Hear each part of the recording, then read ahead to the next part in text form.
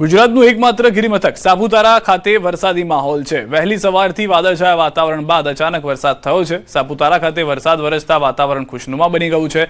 સાપુતારા સહિત તળેટી વિસ્તારમાં વરસાદ પડતા ખેડૂતોમાં પણ ખુશીનો માહોલ જોવા મળી રહ્યો છે।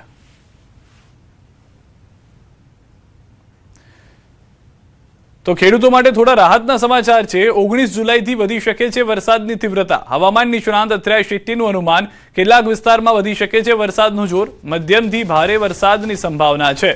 21 જુલાઈ સુધીમાં અંદાજે 5 થી 6 ઇંચ વરસાદ સંભવ છે તેવું અત્રેયાએ જણાવ્યું છે।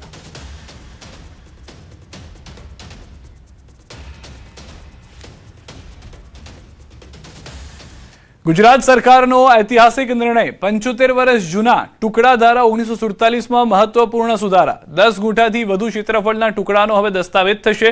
ટુકડાનું વેચાણ હવે દંડ વગર નિયમિત થશે। 75 વર્ષ બાદ સરકારે કર્યા છે મોટા ફેરફાર।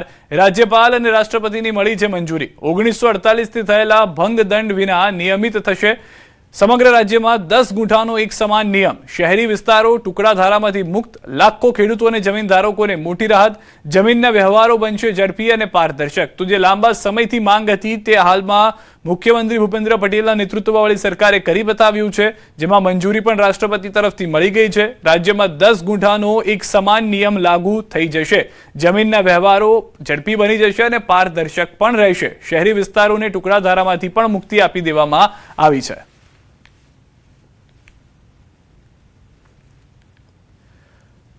ઓલપાડના કિમ ખાતે આંબેડકર સર્કલ નજીક વધુ એક માર્ગ અકસ્માત સર્જાયો છે। ડમ્પર ચાલકે કંડક્ટર સાઈડ ટર્ન લેતા મોપેડ ચલાવી રહેલી મહિલા અડફેટે ચડી ગઈ હતી। અકસ્માતમાં મહિલાને હાથના ભાગે ઈજા પહોંચી, જ્યારે મોપેડને પણ ઘણું નુકસાન થયું। ઘટનાને પગલે સ્થાનિક લોકો તાત્કાલિક મદદ માટે દોડી આવ્યા।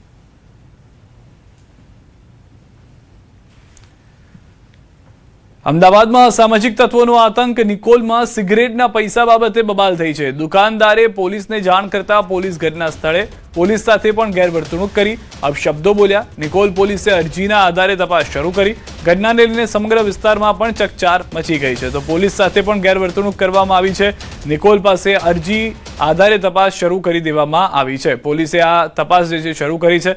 અસામાજિક તત્વોનો આતંક જે છે તે દિવસે ને દિવસે વધી રહ્યો હોય તેવા દ્રશ્યો જોવા મળી રહ્યા છે। દ્રશ્યોની અંદર આપ જોશો તો લાકડીથી હુમલો કરવામાં આવ્યો હોય તેવા પણ દ્રશ્યો છે। સીસીટીવીની અંદરની જે ઘટના છે તેના આધારે પોલીસે તપાસ શરૂ કરી।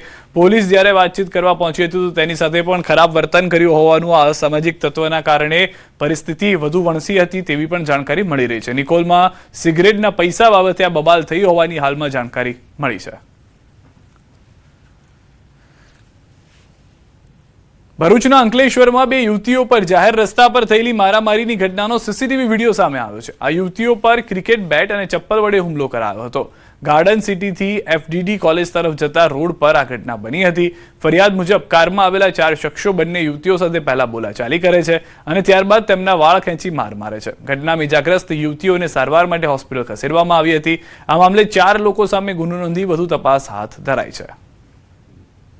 તો દ્રશ્યોમાં પણ આપ જોશો તો જે રીતે મારામારી જે છે તે જોવા મળી રહી છે। સમગ્ર ઘટના કાર ચાલક અને જે યુવતીઓ મોપેડ લઈને જતી હતી તેમની વચ્ચે થઈ હતી। મોપેડ પણ પડી જાય છે ત્યાં આગળ। મહિલા કાર ચાલક જ જે છે તે બહાર આવ્યા બાદ મારે પણ છે તેમને। આ દ્રશ્યોમાં પણ આપ જોશો અન્ય જે પુરુષ તેમની સાથે છે તે જે મહિલાઓને પોતાની ગાડીમાંથી જે ઉતરીને આવી છે તેઓને હથિયાર આપતો હોય તે રીતે બેટ આપતો પણ દ્રશ્યોમાં જોવા મળી રહ્યો છે। ત્યારબાદ જે કારમાં સવાર થઈને મહિલાઓ આવી હતી તે અને મહિલા કાર ચાલક જે એક્ટિવા લઈને આવ્યા છે, જે મોપેડ ચાલક છે, તેમની વચ્ચે મારામારી થતી પણ જોવા મળી રહી છે।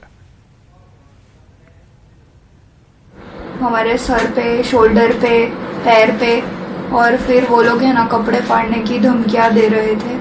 और उसमें है ना पर्ल थी, उसके पापा देवाभाई थे, उनकी वाइफ और उनकी मम्मी थी।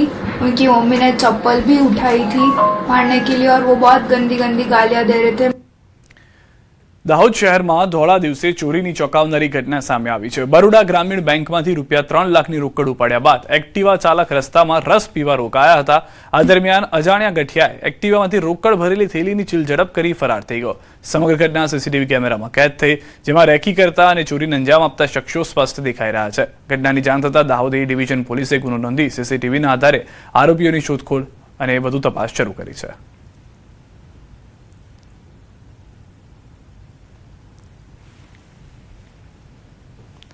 અમદાવાદના અમરાઈવાડીમાં આરોગ્ય વિભાગની રેડ, ફૂડ એજન્સીમાં આરોગ્ય વિભાગના દરોડો. ફૂડ એજન્સીમાં રંગીન ખાદ્ય પદાર્થનો ભાંડો ફૂટ્યો. ખાદ્ય પદાર્થોના સેમ્પલ ફેલ આવતા ચેકિંગ શરૂ. વિવિધ બ્રાન્ડના પેકેટ બંધ નાસ્તાનું થતું હતું વેચાણ. પેકેટ બંધ નાસ્તામાં ડાયનો ઉપયોગ હોવાની શંકા. કટોરી, પોપકોર્ન, ચોકલેટનું થતું હતું વેચાણ. ફૂડ વિભાગે સ્થળ પરથી તપાસ શરૂ કરી. માલ સિદ્ધપુરમાં બનતો હોવાનો પ્રાથમિક ખુલાસો. સિદ્ધપુર ફૂડ વિભાગને પણ તપાસ માટે જાણ કરાઈ. વધુ તપાસ બાદ કાયદેસરની કાર્યવાહી હાથ ધરાશે.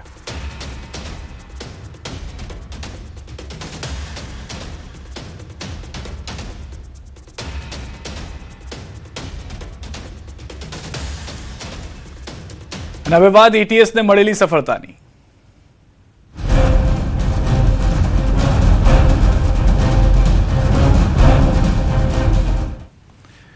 અમદાવાદથી સમાચાર. ગુજરાત એટીએસ દ્વારા પકડેલ આતંકી મામલો. 5 પૈકી એક આરોપી બિલાલ શેરા કઠવાડા ખાતે રહેતો હોવાનું સામે આવ્યું છે. હોટેલ દિવ્યા પેલેસમાં પીજીમાં રહેતો હતો બિલાલ શેરા. આરોપી બિલાલ શેરા સવા વર્ષથી તેના મિત્ર સાથે રહેતો હતો. સવારે કંપનીમાં નોકરીમાં જવાનું કહીને નીકળી જતો અને સાંજે પરત ફરતો. પોતે ઓઢવની લેથ મશીનમાં કારખાનામાં નોકરી કરતો હોવાનું જણાવતો. તો દ્રશ્યોમાં આપ જોઈ રહ્યા છો તે પ્રમાણે વધુ એક વખત એટીએસને સફળતા મળી છે. એક મોટા આતંકી હુમલાને નિષ્ફળ કરવામાં એટીએસ જે સતત દિવસ રાત કામ કરી રહી હતી તેમાં તે સફળ થઈ છે. એક આરોપી કઠવાડા ખાતે રહેતા હોવાનું જાણવા મળ્યું છે.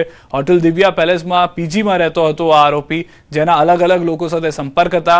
જે મોટાભાગના આતંકીઓ પકડાયા છે તેઓનું એક સ્પષ્ટ આદેશ અન્ય દેશથી આવતા, અન્ય આતંકી સંગઠન તરફથી મળતા અને તેઓ તેમને મદદ કરતા હતા આતંકી ષડયંત્રને પૂર્ણ કરવા માટે.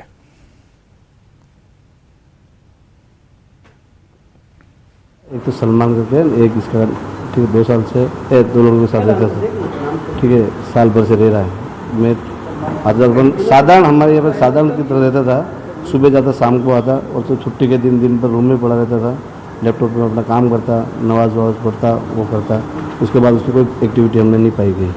आतंकी संगठन जैश ए मोहम्मद સાથે સંકળાયેલ વધુ 5 આરોપીઓની ગુજરાત એટીએસ દ્વારા ધરપકડ કરવામાં આવી છે ને જે તેઓની પૂછપરછ દરમિયાન સામે આવ્યું છે કે એક આરોપી બિલાલ આબિદ શેરા કે જે અમદાવાદના કઠવાડા જીઆઈડીસી નજીક આવેલ હોટલ દિવ્યા પેલેસની અંદર રહેતો હતો.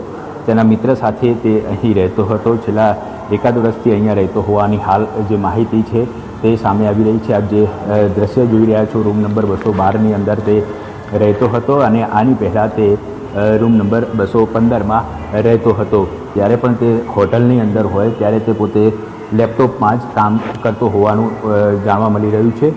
હાલમાં ગુજરાત એટીએસ દ્વારા તેની ધરપકડ કરીને વધુ પૂછપરછ અને તપાસ શરૂ કરવામાં આવી છે. કેમેરામેન નિલેશ સોસા સાથે ઋત્વિજ સોની, ન્યૂઝ 18 ગુજરાતી, અમદાવાદ.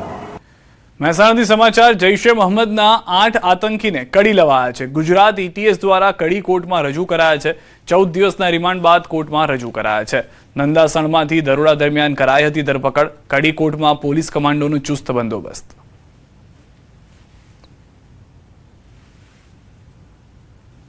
ગુજરાત એટીએસ દ્વારા જે 8 આતંકવાદીઓને પકડી પાડવામાં આવ્યા હતા તેમના 14 દિવસના રિમાન્ડ પૂર્ણ થતા હાલમાં તેમને કડીની કોર્ટ ખાતે રજૂ કરવામાં આવ્યા છે. તમે જોઈ શકો છો તેમને રજૂ કરતા જ હાલમાં કડી કોર્ટ ખાતે જે પૂરતો બંદોબસ્ત હોય છે તે જોવા મળી રહ્યો છે. કમાન્ડો તમે હાલ જોઈ શકાય છે કે પૂરતો બંદોબસ્ત હાલ કડી કોર્ટમાં રાખવામાં આવ્યો છે. તમે બીજી બાજુ પણ પ્રયત્ન કરીશ બતાવવાનો કે હાલમાં તમે જોઈ શકો છો પૂરતો જે બંદોબસ્ત હોય હાલમાં કરવામાં આવ્યો છે. ઉલ્લેખનીય છે કે આ રિમાન્ડ પૂર્ણ થતા હાલમાં તેમને કોર્ટમાં રજૂ કરવામાં આવ્યા છે અને આગળની જે કાર્યવાહી હોય છે તે હાલમાં ચલાવવામાં આવી રહી છે. કેતન પટેલ, ન્યૂઝ 18 ગુજરાતી, મહેસાણા.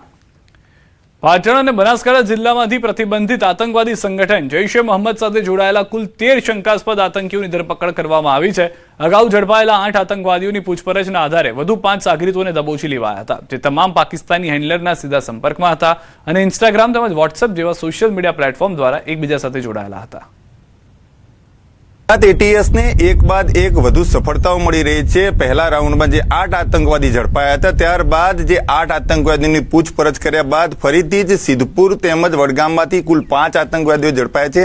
અત્યારે આપણે છીએ બીજા નંબરના આતંકવાદી જે ખડિયાસણનો હતો. હું સૌથી પહેલા તો કેમેરામેનને કહીશ કે દ્રશ્ય બતાવે કે જે આ મદ્રેસા છે તે મદ્રેસાના અંદર જે મોહમ્મદ અયુબ કડીવાલા 22 વર્ષનો આતંકવાદી હતો, તે અહીંયા અભ્યાસ કરતો હતો અને સ્વાભાવિક રીતે આ જે દ્રશ્યો છે ખડિયાસણ ગામના જે મદ્રેસા છે તે મદ્રેસાના પાછળ આવેલા દ્રશ્યો છે. મતલબ કે આ એ જ અવાવરૂ જગ્યા છે કે જ્યાં આગળ તે ટેસ્ટિંગ કરતો હતો તેવું અત્યારે ગુજરાત એટીએસને જાણવા મળ્યું છે. ગુજરાત એટીએસ દ્વારા કહેવામાં આવ્યું હતું કે જે મોહમ્મદ અયુબ કડીવાલા છે તે મોડી રાત સુધી તેના ધાબા ઉપર જે ટાઈમર બોમ્બ છે તે ટાઈમર બોમ્બની સાથે સાથે જે બોમ્બ બનાવવાની સામગ્રી હતી તે સામગ્રીમાં તે અલગ અલગ વિસ્ફોટક પદાર્થો રાખતો હતો અને તે પ્રેક્ટિસ કરતો હતો. એક પણ જાતની નિષ્ફળતા ના મળે તે માટે કરીને અત્યારે તે માત્ર સોશિયલ મીડિયાથી આ તમામ વસ્તુઓ શીખતો હતો.